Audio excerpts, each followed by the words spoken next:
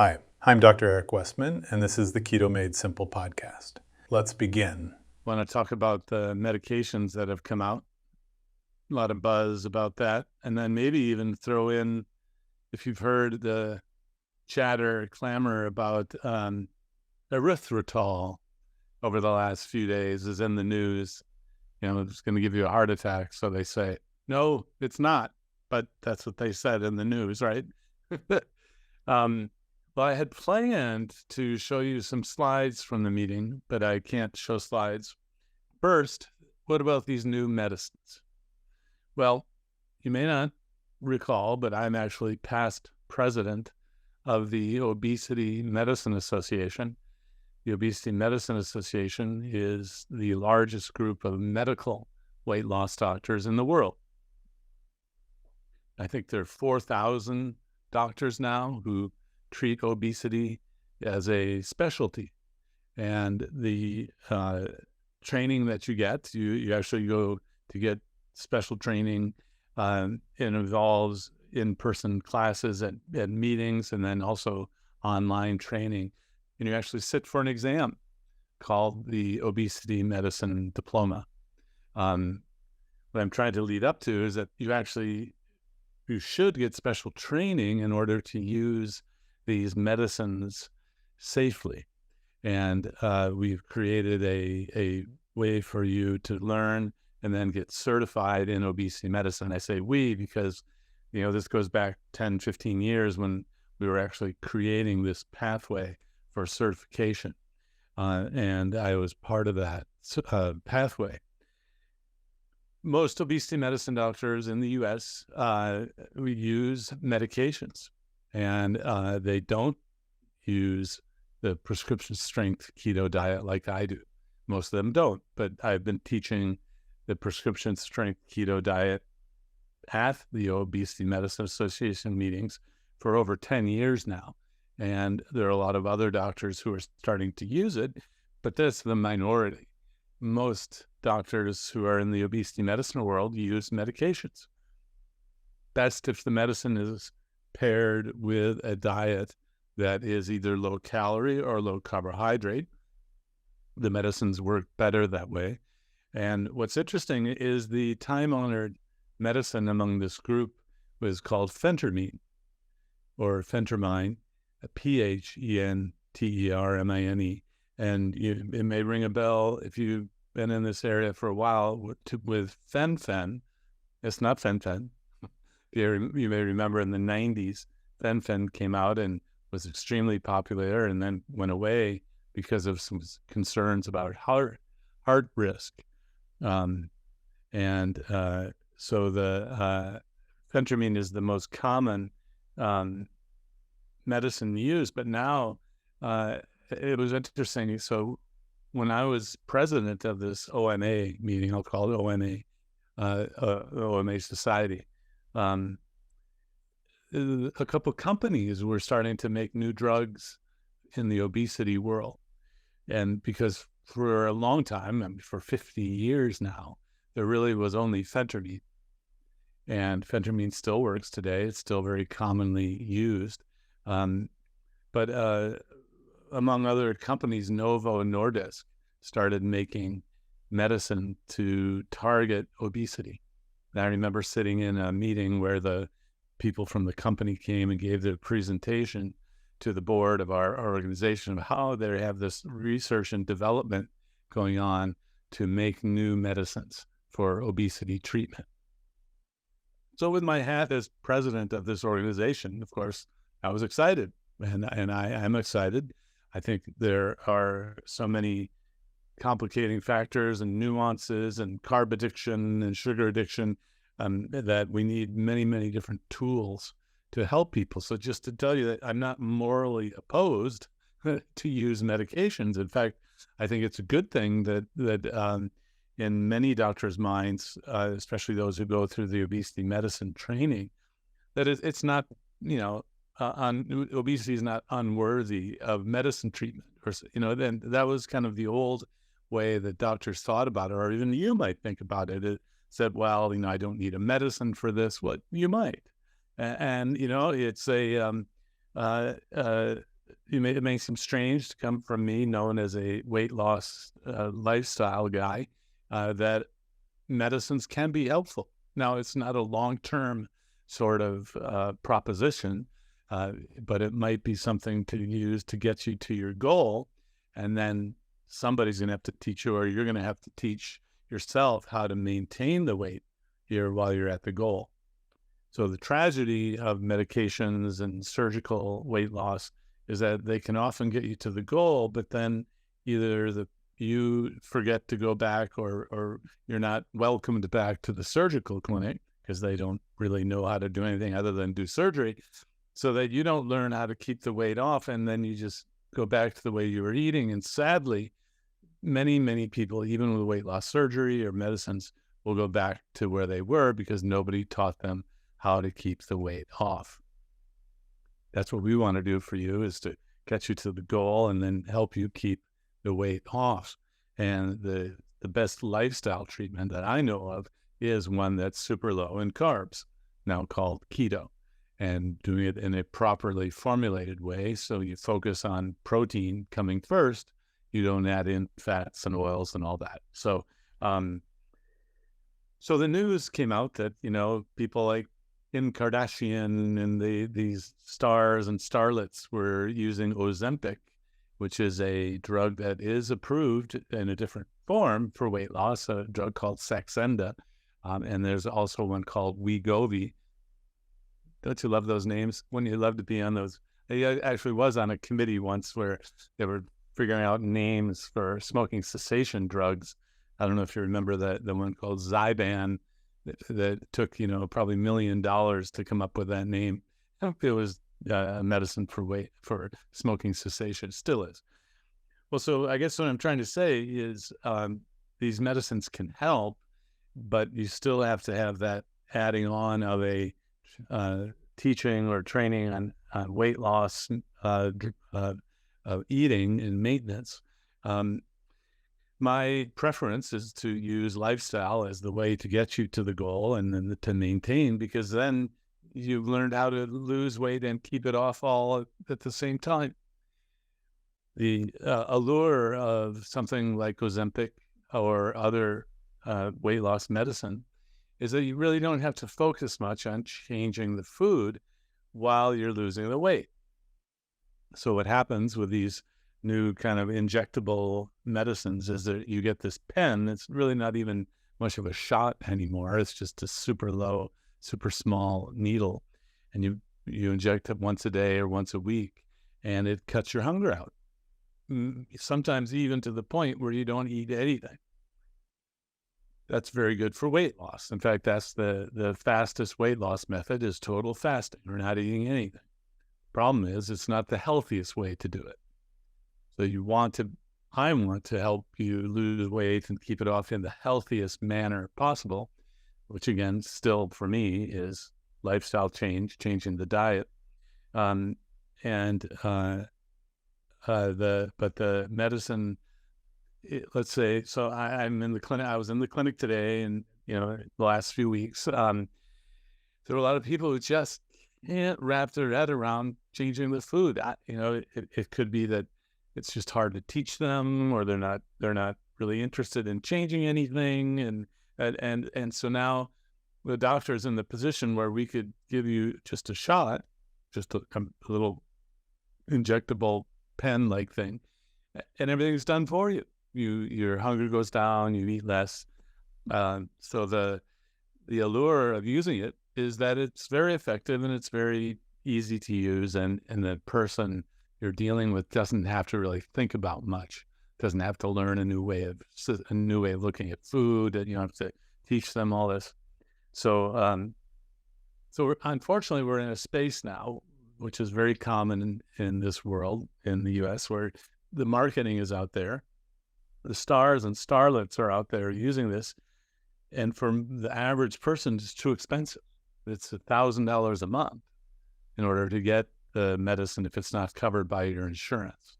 So to Kim Kardashian or whoever was popularized using it, that's nothing. They can clearly have the money to spend for that.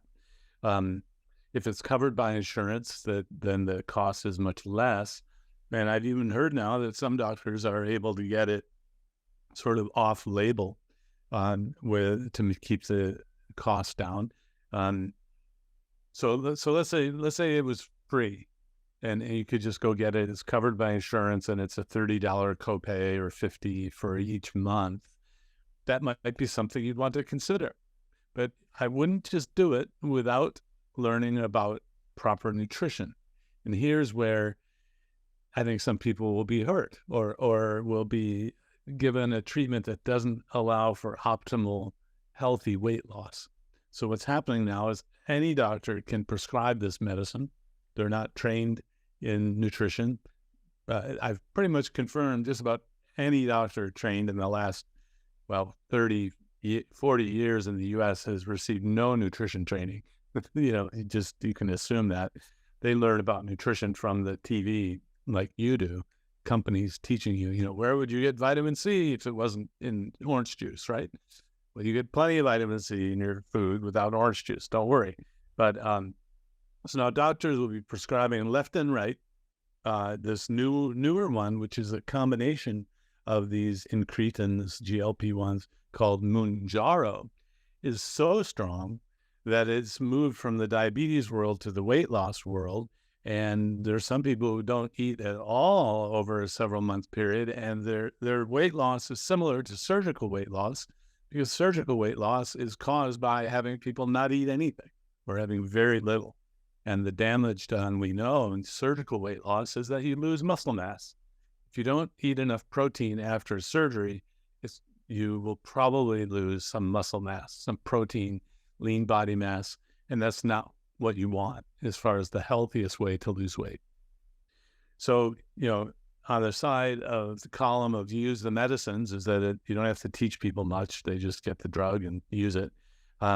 It may or not be expensive depending on your insurance, and then the side effects it's tolerated well. But when I first saw the Saxenda, this is the weight loss version of this medicine, about a third of people had nausea, but it was tolerated. So and it goes away after a couple of days. So you're kind of buying into the fact that you're going to be, I don't know, have been on the tilt-a-whirl or on a spinning ride for a day or two.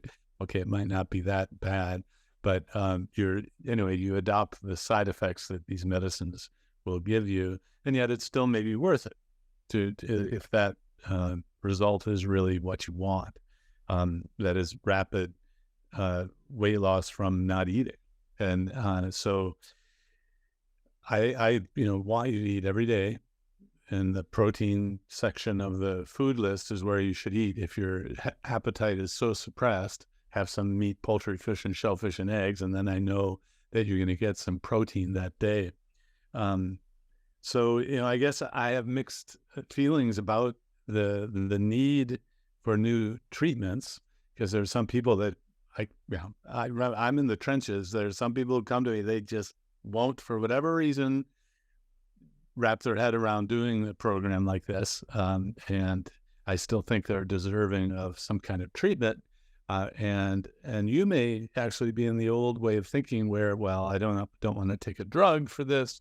Well, obesity is such a complicated thing that it is a disease worth treating with medication, and it may be something for you to consider. So I don't see it as a first line thing to try.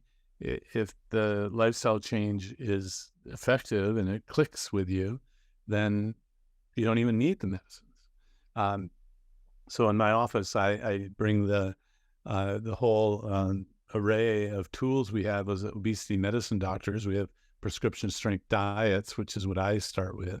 We have prescription drugs, the pills and the shots.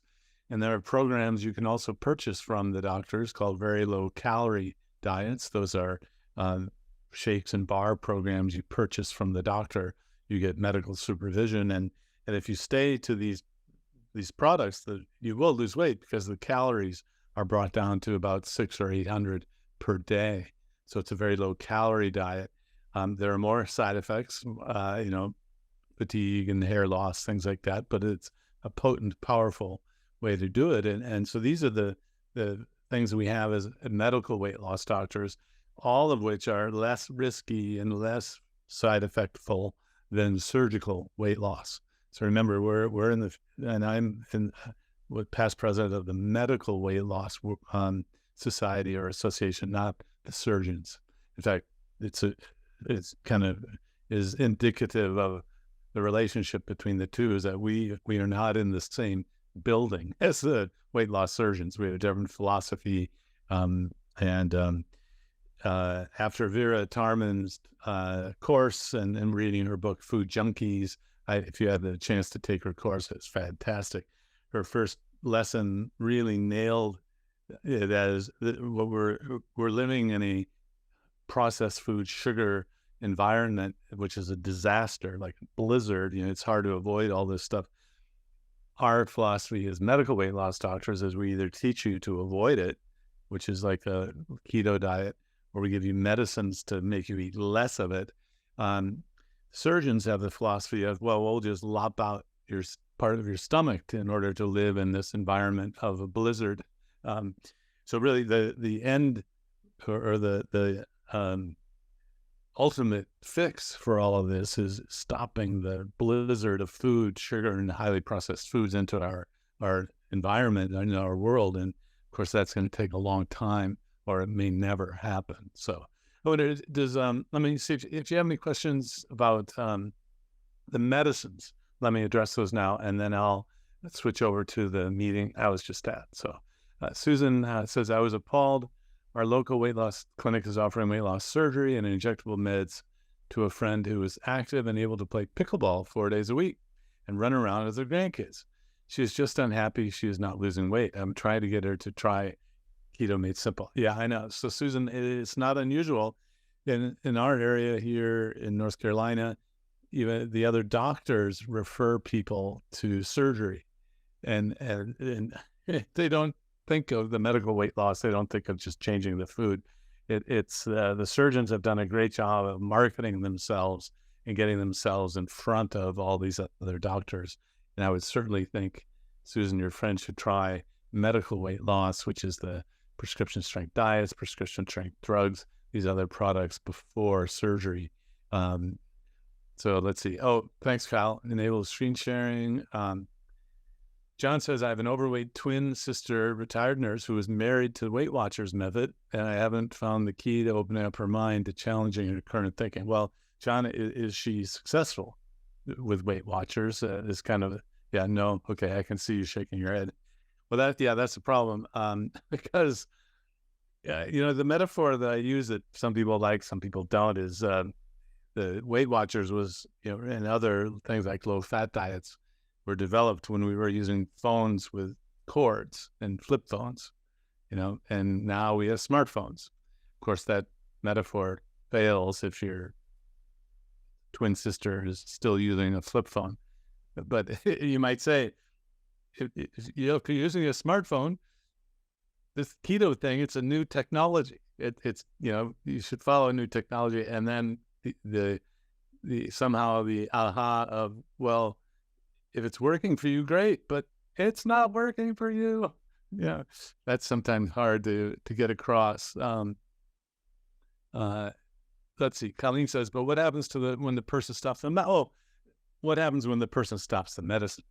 I was just talking to my neighbor about this, who's a nurse practitioner, and in the news, someone has said the kind of absurd, it's a ridiculous statement, which is, you have to stay on it forever. If you get off the medicine, you're going to gain all the weight back and more. And, no, come on, calm down. Remember this thing, if you are given medicine to get to a goal, and then you're taught how to keep it off, you don't need the medicine anymore. So what's happening is people are using the medicine. They're not being taught how to keep it off, and the weight comes back. And what I hear, it's kind of funny. I think it's a meme out there. People say, I did that Atkins diet. I lost all that weight, and it came back, and I gained even more. It's kind of the line. And then I'll just say, well, did you stop the diet? Can can you really blame the diet for not working when you don't do it? So anyway, all sorts of people lose their minds when it comes to weight. And so, no, if you're taught how to keep the weight off, you don't regain the weight. If you're not taught how to keep the weight off, sure, you go back to the way you were eating and you'll gain the weight. Yvonne, oh, thanks. The vast majority will regain the weight if they've not made lifestyle changes while on the drug. And even the companies that make these drugs admitted it. Let's see. And all of these medicines may have side effects. You want to be careful if you have other medical problems, like medicines might give trouble for the kidneys. Actually, the drugs go through what's called phase 3 studies for FDA approval. Usually thousands of people are put on the drugs with comparator groups to see if there's any difference in side effects. And then there's something called phase 4 marketing results, where what happens when the drug is released and put out into the real world for a while.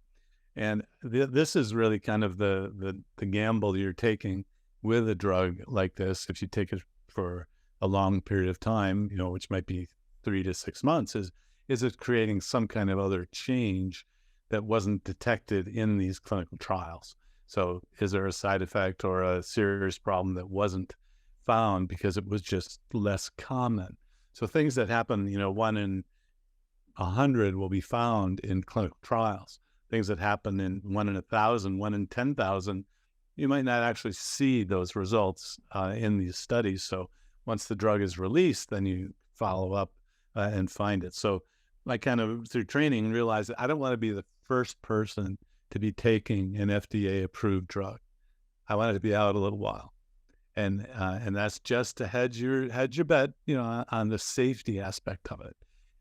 For example, there's a drug called Jardiance, which is being used now for heart failure, and there are good clinical trials that show it stops recurrent heart attacks, but it's at the expense of pretty terrible side effects. And like having infection in the genital infection that gets so bad it gives you sepsis, meaning systemic infection, then you die. So the medicines can work, but then you have these side effects. They're in my view, they're just too strong, because medicines have to work regardless of what people are eating or drinking in terms of weight loss. So they have to be super strong, and then that's you buy into the unknown of these medicines. Let's see. CJ says, are you able to speak to the medium or long-term effects of medicines like Ozempic? So I've heard it in Ozempic face that doctors can spot because weight loss occurs differently. I think the speed of weight loss will show that face. So there's a look of people who've had weight loss surgery, because the weight loss is so fast. I think that's what that's sort of referring to. And no, nobody knows the long-term effects. But you can't know, So Sandy asks, what does the medicine have less side effects than glipizide or other diabetes medicines? Yeah, I would say the feelings that you get are stronger. So the nausea or vomiting, or no vomiting, but nausea, loose stools, that it's a GI sort of thing, is stronger, side effect profile, but not everyone has it. So, it has to be tolerable enough to get through the clinical trials. If you do studies in thousands of people and it's so poorly tolerated, nobody takes it, you don't end up having those. So I think it's tolerated well by most people. Linda says some of the appetite suppressants cause heart palpitations for those who are prone to that. Right. So phentermine is the classic sort of upper medicine that might give you palpitations at first. Most people, it's something you just adjust to, get tolerant of. And Ozempic does not seem to cause those. So that might be a reason to choose that over phentermine. Yeah. So doc to a patient, other than sepsis, how are you doing with your weight loss? All right, Kyle's getting a little snarky here. Thank you, Kyle. And Allison asked the great question that I asked. Dr. Oh God, in Northwestern, he was so proud of getting this drug out. The question is, can Bob Kushner at Northwestern said, Dr. Kushner, and I said, all of these medicines were tested with a high-carb, low-calorie diet. What would happen if you used these medicines with a keto diet? And he said, I don't know.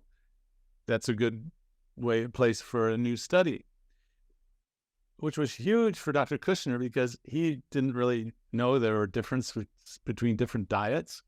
10 years ago, I sat down with him and he was just, well, Atkins doesn't work. It's no good. I said, no, Bob, here's the research we've done. So anyway, he's a drug treatment expert.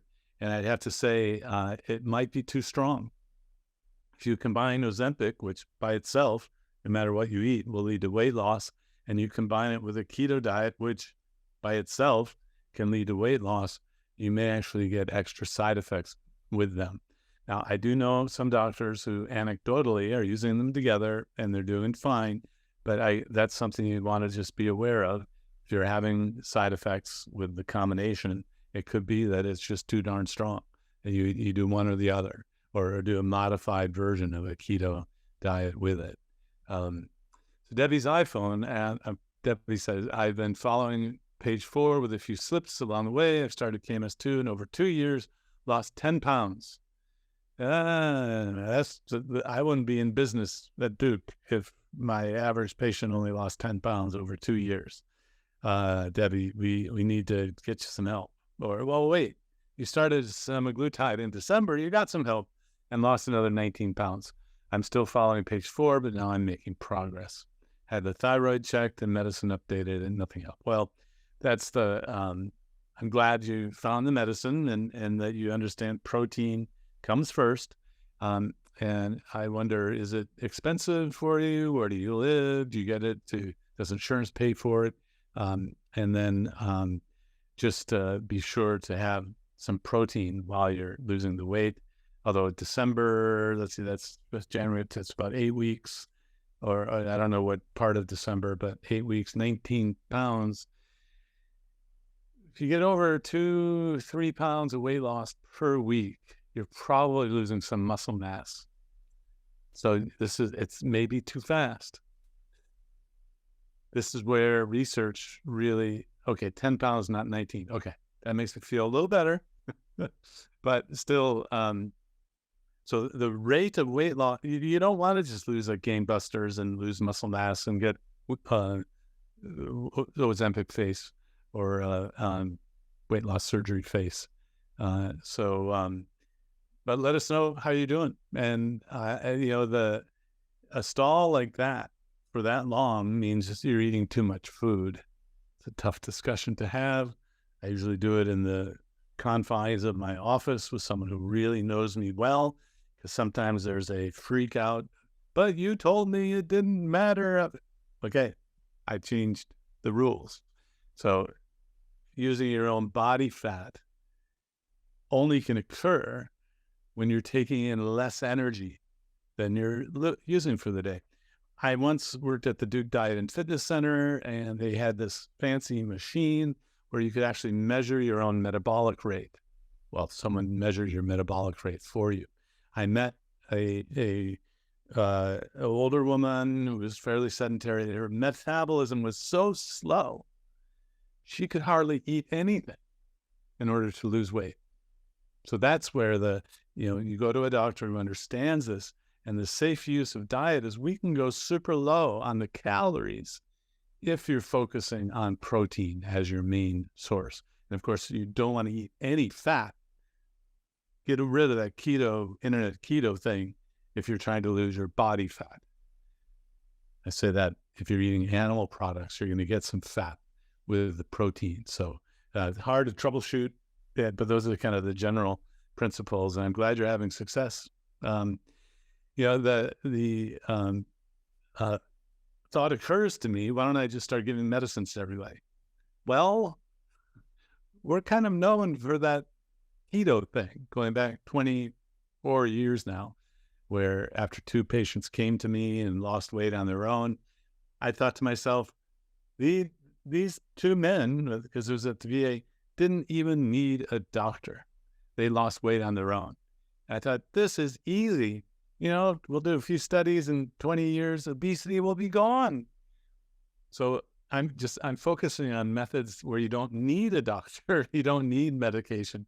And, but I hope I gave you the correct impression that I'm not against them. And I'm not morally opposed to them like some internet influencers. It's kind of crazy. Even then, some people at an extreme level benefit, and there's no other option than weight loss surgery because their hormonal system is so disrupted. So let's see. Lisa says, Dr. Westman, I'm obese, or Liza. I'm obese and diabetic. I'm on metformin, glipizide, and Ozempic at a dose for diabetes. I started keto for about 10 days now. What should I be looking out for in terms of additional side effects? And I would need to address with my PCP. He knows keto, however, is not too thrilled over it. Well, I am. So the blood sugars, you have to be measuring your blood sugars. When they start getting under 100, you start stopping these medications. And all of these medicines may combine to give you GI side effects. GI side effects means gastrointestinal side effects, meaning nausea, upset stomach, a little bit of loose stools, that sort of thing. Otherwise, just watch the blood sugars like crazy. When they get under 100, don't take those diabetes medicines, which are the Ozempic, glipizide. Metformin generally doesn't cause low blood sugars, but still, I prefer, you don't tell me how much weight you need to lose, which is a proxy for the insulin resistance that needs to be fixed. But I'm glad you're, well, I don't know if you're having success. I hope you are. Let us know. That's why we have set up the group and the admins to help you out there. So now I wonder if I can switch to you. Now I'm still restricted from screen sharing, Kyle. Don't know. Well, I was going to show you some. Michelle asked under 100 fasting, right? 100 is that the blood sugar? Blood sugar under 100 at any time during the day. Don't take insulin if your blood sugar is under 100. It's just going to make it go super low. And about there, fasting and during the day, it should be pretty close, maybe 30 or 40 points there. But so I'd rather have you be a little high on the blood sugar than way too low. And it's all explained in the new diabetes course, which is going to be coming out. I still can't show the screen. Oh, well. What I would like to do is switch to a little bit about the low-carb Denver meeting. How many of you have been to low-carb, either ADAPT? Great. Lisa. How do you say it? Lisa has me all into, anyway. It's Lisa. Lisa, you're Lisa too. Okay. Yeah. Excellent. So great. Yeah. Yvonne's Dr. Moore's been to ADAPT event. How about a low carb USA symposium, metabolic health, keto fest, keto con, keto this, keto left, keto right, low carb Denver is where I was. So low carb Denver is attended the Denver virtually and got CME credits. That's great. So low carb Denver, I was going to show you a picture of Jeff Gerber, put on by a family medicine doctor in Denver. He calls himself Denver's diet doctor. It was a great meeting. So there were 600 in person and 300 on the Zoom virtual meeting, which is great. And I have to say whether it was just because people hadn't been together during COVID, it was just really exciting to see people. The energy was high. And I have to say, my muscles are still sore from smiling all the time. And I was going to show you our booth that we had, the Adapt Your Life Academy booth, first one we've ever had. It was really great, and it's all purple with the purple logo, and had, pull up pictures of Amy and me and the other teachers in the academy courses that are done. And the traffic was great. We were positioned right at the corner as people were coming around, coming and going. And so the meeting itself, Amy gave a talk on thyroid, which was fantastic. The speakers committee, in their infinite wisdom, didn't want me to have a full talk. So I weaseled my way into being a moderator for one of the sessions, which actually I got to put in a few 2 cents here and there. The session that I moderated included a doctor from Miami who's an expert in the coronary artery calcium score. That was on the same session as David Diamond, who is, it says LDL doesn't matter, quite controversial guy. But the doctor who knew all about coronary artery calcium score had never been to a low-carb meeting.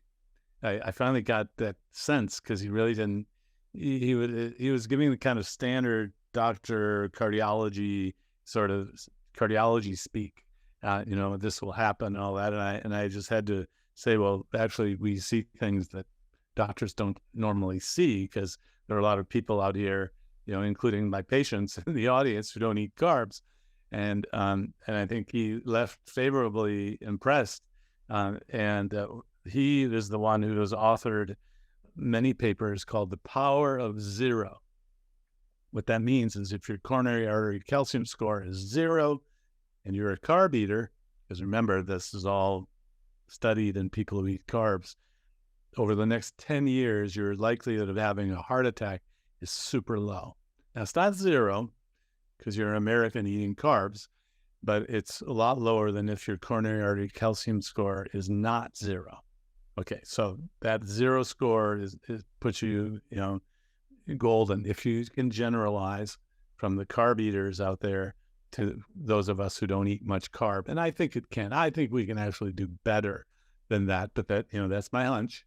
That's based on the inflammatory markers going down, the reversal of metabolic syndrome, the triglyceride comes down, HDL goes up. But it was great to have him speak and show all of the updated information on. So even if you're a carb eater and your LDL is super high, if your calcium score is 0, your risk is really low. And so he's been in these guidelines trying to shift and add in this calcium score as a measurement, actually, to get people so they don't need to take statin drugs. And so it's been interesting to see. He was very optimistic. In fact, he's a young researcher. I reminded of me, 30 years ago, thinking everything would be fixed overnight. But he actually had been on a guideline panel to include, so the coronary score is included in some of the cardiac guidelines. In that same morning, we actually were able to hear from Dave Feldman, who is the computer scientist who created the cholesterol code and has a study going on with people who use low-carb keto diets and have a real high LDL level. He presented the first data. They now have recruited 100 people, and if you got recruited, you would be sent to Los Angeles and be put in a CT scan machine that looks at the inside of the arteries. It's called a CT angiogram.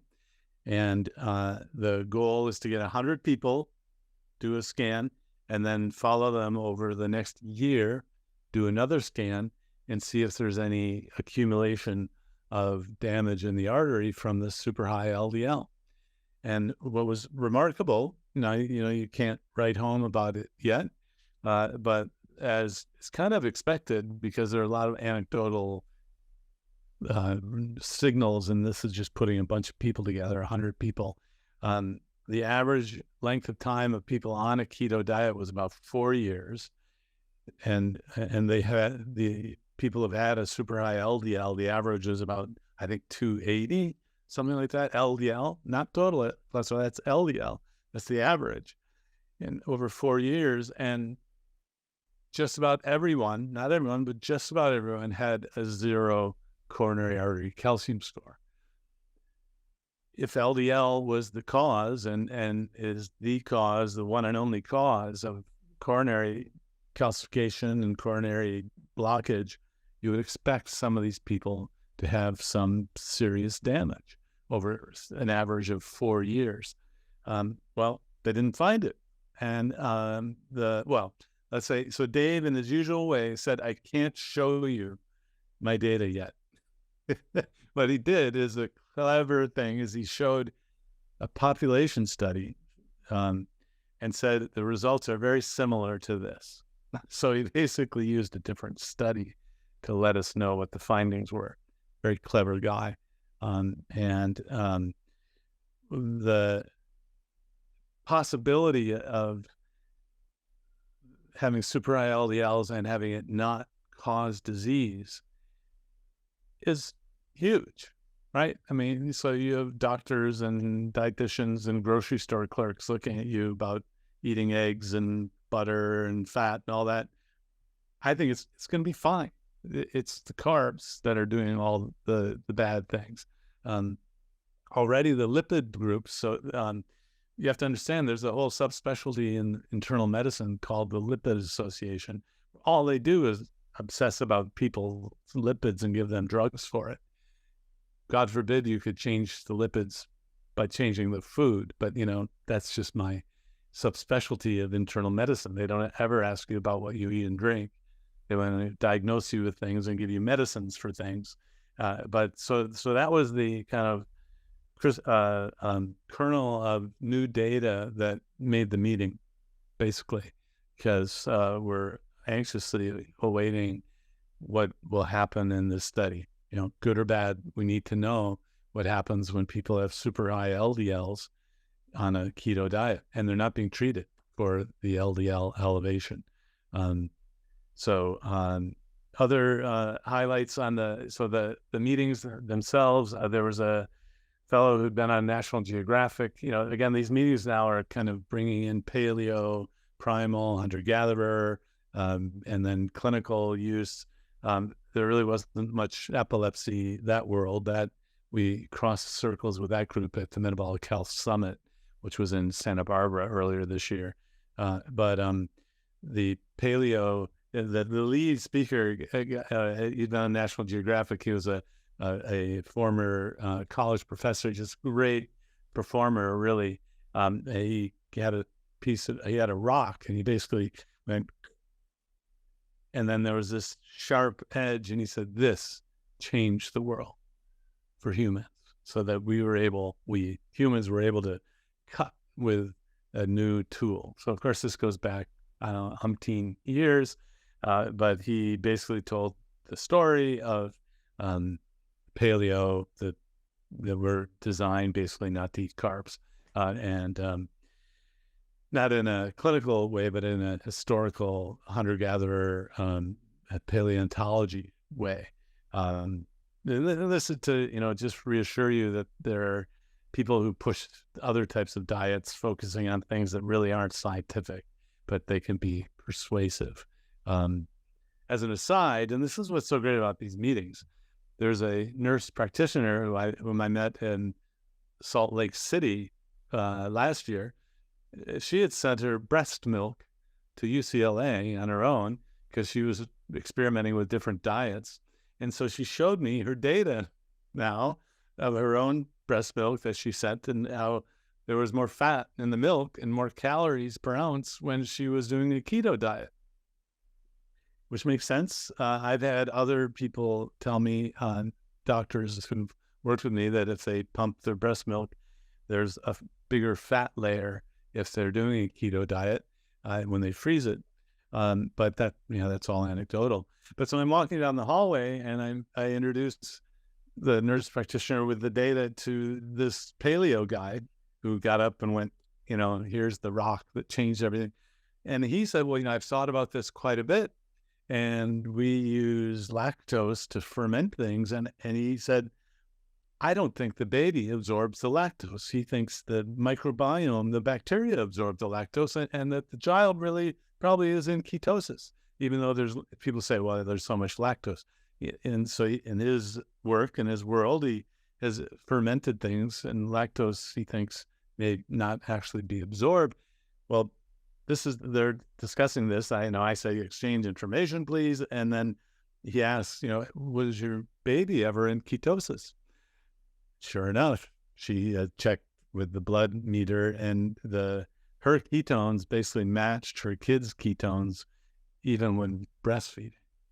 Now, this is anecdotal, offline, but when you start hearing this stuff, for me, it was back in Indonesia with the Jakarta meeting where I met doctors who talked about the keto babies. We had hundreds of keto babies. In fact, they're developing faster than babies that eat carbs. And I met with a pediatrician and family doctor there. And so I have kind of been, given the heads up that there may be a signal here. And then Mary Newport, who's known for giving her husband coconut oil to help her husband's dementia, is actually a pediatric ICU doctor, a neonatologist, and she said clearly babies are born in ketosis. And I said, well, let's find it. And well, they don't measure it. But so I'm trying to get someone to just collect 10 in a row of babies born, and I'm sure they draw blood for other things. Let's just check some ketones and see, because these are all sort of urban legends that matter. I mean, it's to the point where I finally woke up one day and said, oh my gosh, all humans go into nutritional ketosis when they don't eat for 2 days. So if you're not eating, the only energy you have available is fat. And that fat, part of it goes to making ketones. And so have no worries that being in nutritional ketosis is harmful. It's sort of the default protective state when you don't eat anything. So it's kind of just flipping things upside down. It's not wrong or bad to not eat carbs. In fact, it's the way the body works when you're not eating anything. How you think about a computer, if you're not using a computer, it goes down into like sleep mode, conserving mode, So what the evolutionary force or God would create a system where when you're not eating anything, it would put you into a toxic state that, I really don't think that's what's going on. I don't know for sure, but, so let's see other highlights. Off meeting time, again, those connections, these two young doctors from the Malaysia came up to me and basically were what's the fanning? They were, like big fans of me, and what's, kind of odd, right? And they are actually taking people off medication and worldwide using a digital platform. And as I was talking, they've treated over 1,000 people already. And they said, well, how did you learn? I said, well, we watched your videos. Well, great. So let's say you're following someone and you're, what happens? Well, we will monitor the blood sugars, and when it gets down, to this level, we take them off the medicine. It's better to be a little higher than too low. And I'm like, how would you learn that? We watched your video. You taught us. Like, oh my word. So I do a interview for them, for their own people at home. And they say, we call you the father of keto. And I'm like, no. The father, that's Dr. Atkins. That's all. And Dr. Atkins was the grandfather. And so, I don't know. This is kind of like one of those memes, perhaps, going out there. But if you kind of step back, we were the ones who put it into the medical literature, which then kind of pierces this veil of credibility, perhaps, and to the outsider who doesn't know all of the story, I guess I could see why that would be a logical conclusion.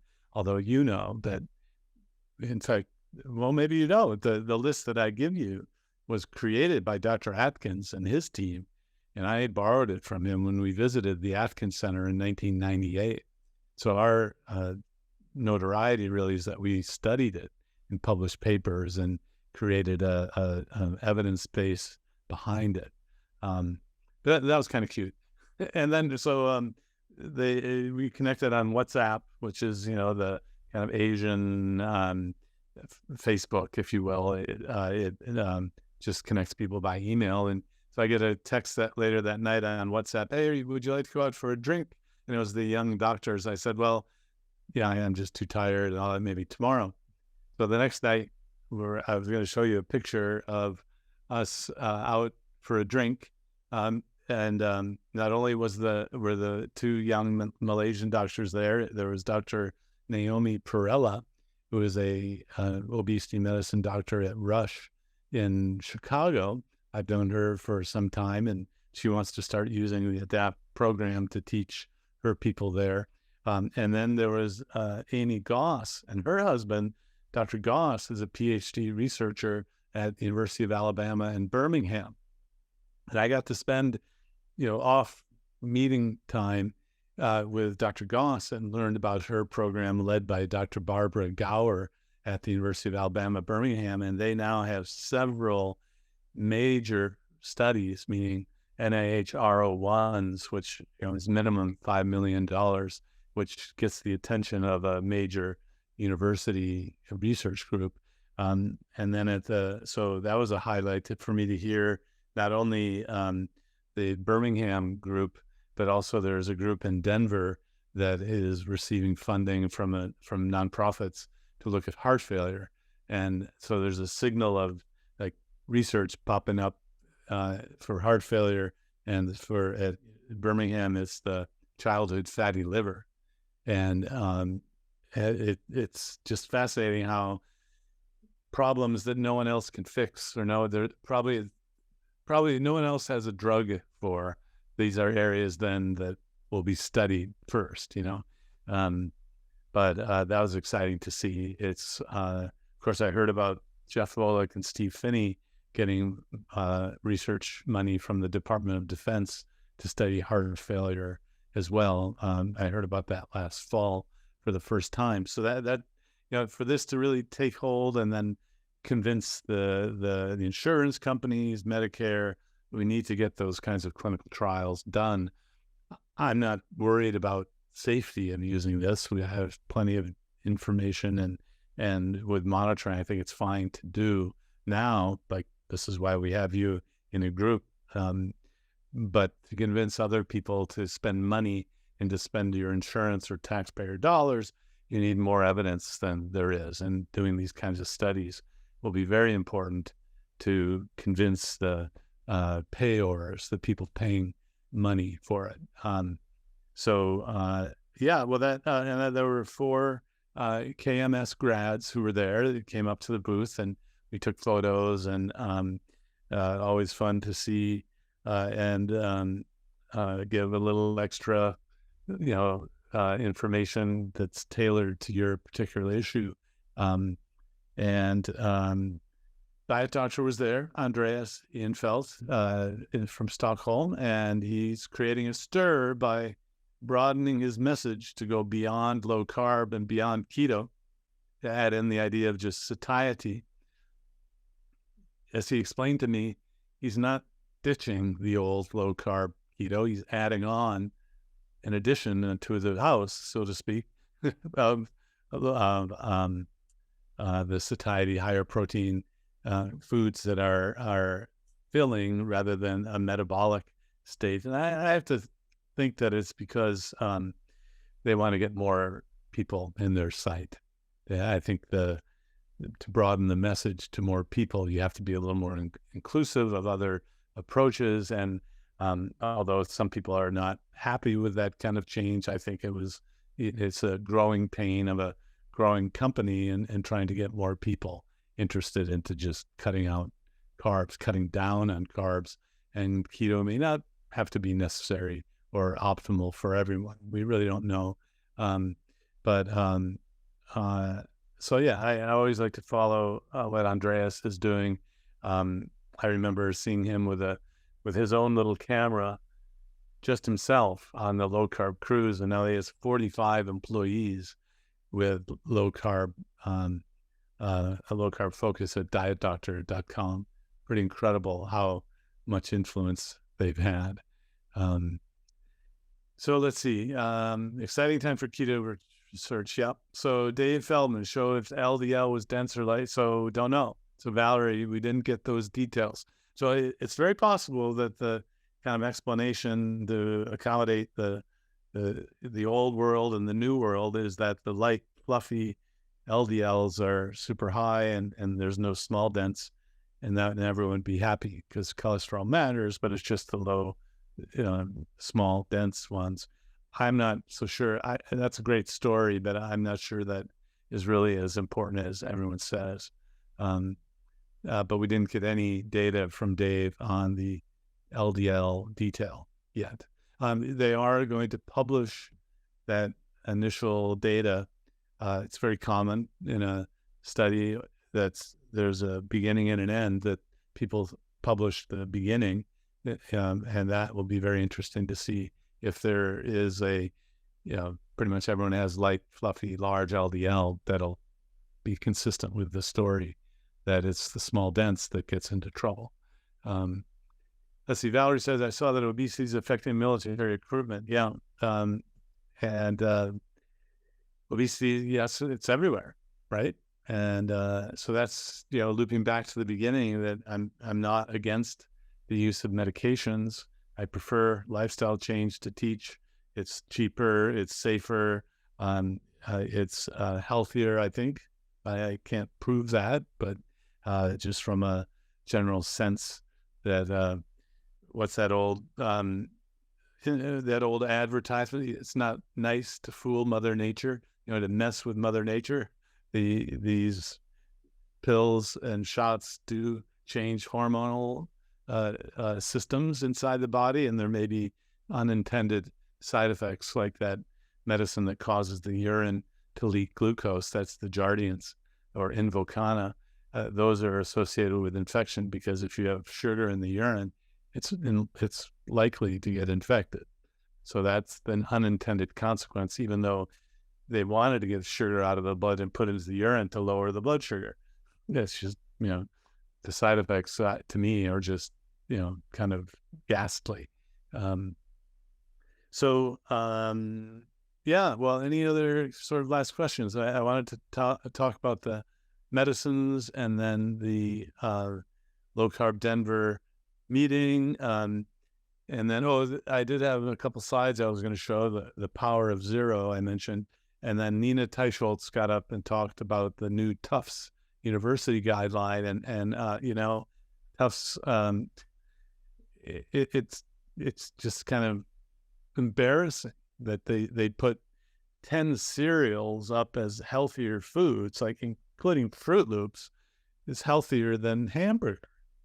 Yeah. So anyway, it's under the guise of a university, but what she showed is the 100 different companies that are funding the university. And so it's just like a governmental guideline with lobbying. The governmental guideline reflects the lobbyist company view. So did the Tufts guideline. It was really embarrassing. And it's sad to see Dr. Mozafarian, who he's, probably my age or a little younger, kind of shift. He was more of a data-driven person until he got to become dean of this school. And I'm sure it's just a matter of following the dollars. Hate to say it, but I guess everyone has their price. Not me. Mary has a very nice book that will outline why it can be helpful to not eat carbs to prevent or treat cancer. Of course, it's not powerful enough on its own.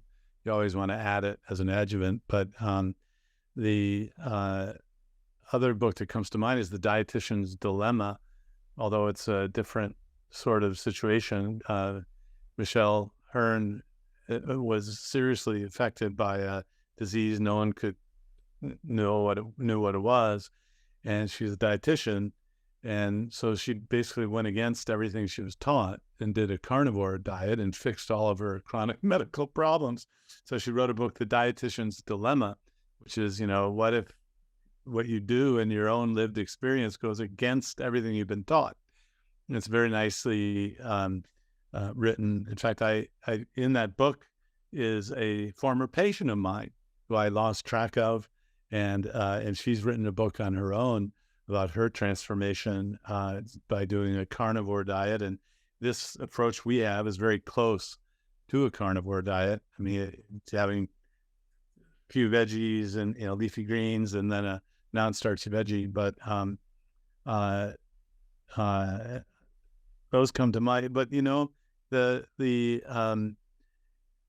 strength with which other doctors can persuade is really kind of alarming to me, and with how little data they have, and we kind of wring our hands together as the plant-based and all this money-driven stuff, really, because there's not a lot of science about plant-based and cancer, although all the doctors will say you need to eat more plants to get out of cancer, which has no data behind it. I don't know, the idea that you're a good patient and you follow your doctor's orders to the extent that you gain 100 pounds, or you're just a sugar addict and it gives you permission, it enables you. So maybe Food Junkies by Vera Tarman is the right one, if that's going on, or maybe he's a new doctor. Yeah. But you guys up there in Canada, you don't get to choose, huh? Not really. Incidentally, he is American, but he lives in Canada. But he's married to a Canadian. But so he possibly could go to the States if he needed to. But thank you. I was just curious. I thought you might have some ideas about books. I'll definitely look into those. Yeah. Does anyone else have a Unfit to Serve PDF from CDC? I see. That's the military having trouble with obesity. Yeah.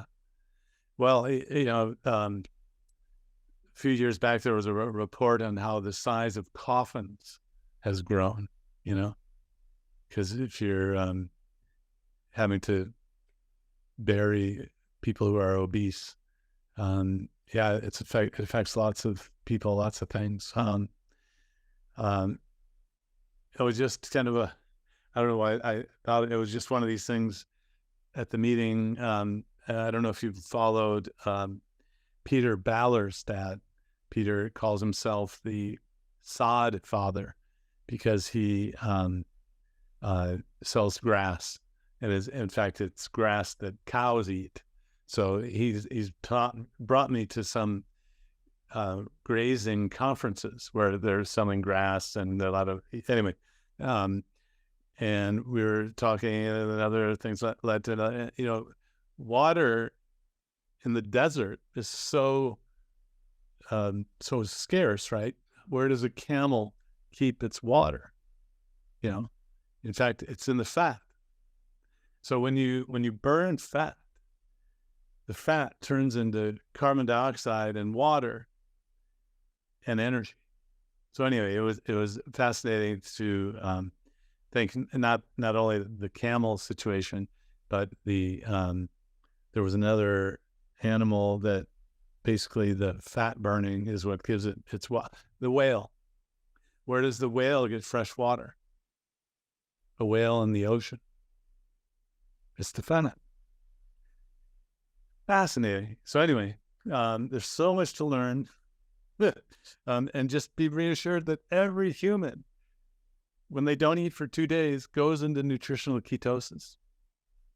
How can that be bad for you, right? I mean, tell me if that just is so weird. To me, it has sort of it's called face validity, meaning it's a, or the no shit Sherlock sort of thing of how can that be bad for you? Well, nobody's been in that. Well, that doesn't mean, that's not great evidence, so anyway. Not that I'm in ketosis all the time. I don't know that. In fact, I one of the questions I asked, I now have a reputation of kind of asking difficult questions of other speakers. But I was very curious with that panel. There were these clinicians that I asked if they asked their patients to measure ketones and if they measured ketones themselves. And the three panelists, none of them measured their own ketones. One of them measured their own glucose, and one of them asked their patients to measure glucose. But so even though there's this kind of early user fascination with measurement of things, it's really not necessary, I don't think. And even the personal living of these people, although the doctor from Israel, Mariella Glant, basically said, well, it's my lifestyle. I don't need to check ketones. And when I do check them, I have ketones. So if you're super strict, you don't have to do it. And then, of course, I got given a hard time by the owner of Keto Mojo, who they are really nice folks, Dorian and Gemma, and we wish more doctors would recommend using the Keto Mojo. He looked right at me and I said, look, Dorian, my brand is Keto Made Simple, and you don't have to measure ketones. And he said, I know. Yeah, but anyway, there are many different ways to go about this, but this way is time-honored. It came out before computers and bulletproof coffee and all that mess. Bye-bye.